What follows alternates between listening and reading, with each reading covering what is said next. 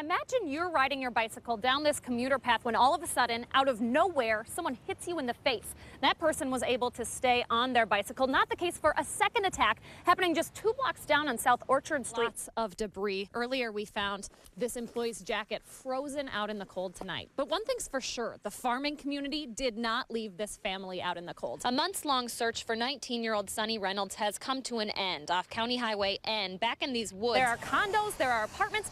Right across the street, a bank, and then a gas station. There are kids playing outside. It's the middle of the morning, and then all of a sudden, a bullet shatters your car window. Right now, they're doing a canine check. You can hear police talking to us. They want us to move. Take a look at the scene, though. Now, this is the site of a shooting last year where a 19-year-old boy was shot. What a difference since we've been out here since 4 o'clock. I mean, look at the roads. You can hardly see the car in front of you. Forget graduation. This weekend has all the makings of a NASCAR event. Check out the race course we're dealing with here on Regent Street. Traffic cones as far as the eye can see. Traffic backed up all the way in the other direction. Good morning, Leah. What are you doing? Apparently running. Good morning, folks. I'm getting ready for Ironman, lacing up my running shoes, and you might actually want to do the same because honestly, running or walking might be faster than trying to drive on some downtown city streets. Let's go take a look at the action this evening. We've got a couple of volunteers on hand for this special call-in. Again, the phones have been online here for about 10 minutes, and they're going to be here for the next couple of hours. Good evening, and thanks for joining us on your Sunday. First tonight, the snow already coming down out there, but how long will it last? So if you guys have any more questions on the weather, okay, so we're looking at 2 to 4 inches by your morning commute. When do we want it? Now! I'm just taking a walk across the street to give you a little bit of debriefing of what we just saw. Hi folks, this is Leah Linscheid outside of, I told you we were in Victoria. This right here is William. Let's take a look at his house right now. Roof completely torn off, William, right? Yes. Residents like William are still dealing with severe flooding and power outages, making food hard to find. This is the Gray Fox exhibit, almost completely underwater. Now, I'm about 5'3", and if I just take a couple of steps, it very quickly reaches my waist. Not all of Mary's neighbors are so lucky. While some of them are just dealing with debris in their yard, lots of them are dealing with a flooded out road or even a home. A Lake Delton firefighter is in stable condition tonight, upgraded from critical this past weekend when he was hit by a car. 39-year-old Joe SABOL was responding to another car crash when a vehicle lost control and hit him on the side of the road. Those closest to Joe don't want this to happen to anyone else. Our Leah Linscheid has their message tonight from UW Hospital. It might be impossible to miss. They see the lights. An accident on the side of the road. They see the squad. But beyond the blue and red, Baraboo officer Amanda SABOL says drivers become blind. To be honest, I don't even know if sometimes people see the first responders. I don't think they see the people. Amanda sees them, not just in her own experiences, but because of her husband's. I'm shocked at how well he's doing. Joe, a volunteer firefighter, was responding to a crash on the interstate He's strong. when he was hit himself. And it sounds generic, but he's my hero. And I love him. And he amazes me every day. And this has blown me away. He's got it all. He really is best of the best. Lake Delton Fire Chief DARREN Jorgenson has known Joe for nearly 20 years. That makes his plea all the more potent. Practice some common sense, safe driving, slow down, give us some space. At the end of the day, we have people at home that need us to come home. And I wish people would remember that. I'm still a little bit in cop mode. It's my job every day to protect other people, and so I'm going to protect my husband. Tonight, Joe is recovering in a hospital room. The first thing that Joe has remembered, he looked at me and said, I had a feeling I was going to get hit because no one was looking at me. They weren't seeing him. They saw the lights. They wanted to see what the crash was about. They didn't see him, and I needed him, and I needed him to come home. Amanda's message as a police officer and as a wife is simple.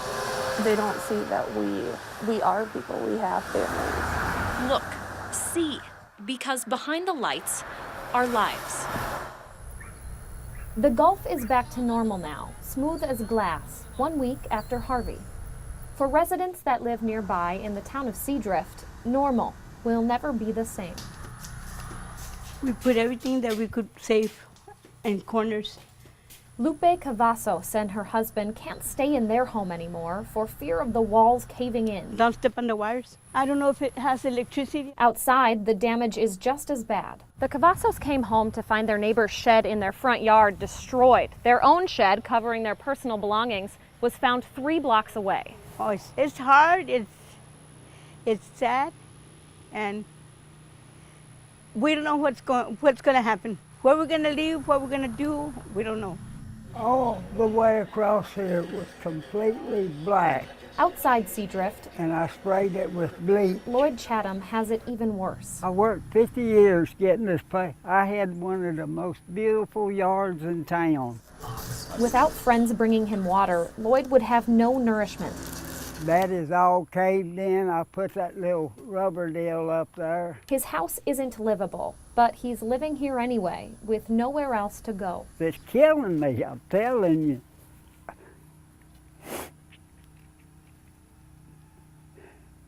I'm sorry, ma'am. It's just, I'm 75 years old. I can't get out work like these young men can anymore. I don't know what I'm gonna do. The sea, silent today, is back to the calm it once was. The people it left adrift, though, don't get that luxury. In the town of Seadrift, Texas, I'm Leah Linscheid for WISC News 3. A little more than 1 year ago, a Montfort woman shot her 2 young sons in the head before turning the gun on herself. 6-year-old Jackson Slate died on the scene. 8-year-old Joey and 27-year-old Morgan were taken to the hospital, where Morgan died several days later. Leah Linscheid has followed the story from the beginning. She traveled across the country to bring us the next chapter for Joey. Along these back roads, in the heart of the Bible Belt, faith beats. Use your words. This is where Joey Slate's heart beats too. You see him, this is a miracle. I mean, you know the story. What are the chances, you know? And they were telling us, you know, he won't survive the next hour. And then it was that he won't survive the night.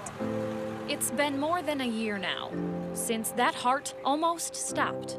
He had a gunshot wound at close range to the head.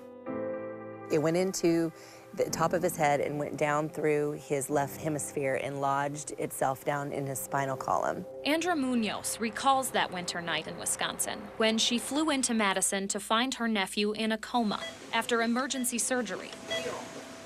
When all the other opportunities for him to not survive, he fought so hard. Even when he was barely alive, he was just fighting, and that's what we see today. He's still fighting. Are you ready? Recovering now in an integrated care facility. It's that same heart, but a very different Joey. People say that he wasn't ever supposed to walk. Good, JoJo. Well, this kid is obviously walking. He's climbing stairs, he's going down slides, he's skipping. Good. I'm definitely proud of him. We're not naming the facility out of respect for Joey's privacy and safety, but this place has gained national recognition for its work with head injuries. A testament to that work, how Joey's doing today. There's the triangle. There was very little language happening, very little language. Just a few months ago, it was easy to lose faith that Joey would ever talk again. And for the longest time it was time, that's all, you know, it was like he's waiting for his turn, right, to go to therapy. Jason. And now, this has just been in the last week or two, now he says, is it my turn yet?